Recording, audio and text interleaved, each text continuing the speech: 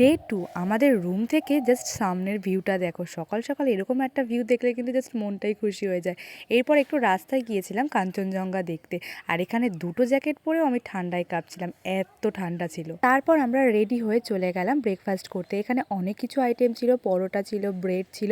আর এই ব্রেডগুলো এত ভালো খেতে, যে যার ইচ্ছা মতো নিয়ে খেতে পারে। তো আমি তো এই ব্রেডটা খুব ভালো খেয়েছিলাম। টুমলিংয়ের এই হোটেলটা ছিল জাস্ট অসাধারণ। যতটা সুন্দর এদের খাওয়ার জায়গাটা, ঠিক ততটাই সুন্দর এদের রুমগুলো।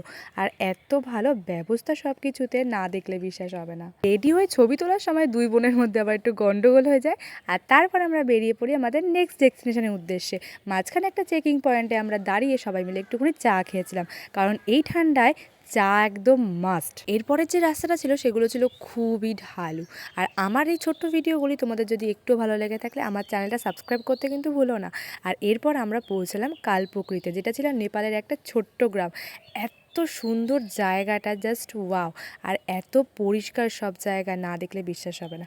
আজকে ভিডিওটা এই পর্যন্তই। ভালো লাগলে চ্যানেলটা সাবস্ক্রাইব করতে ভুলো না। Bye bye.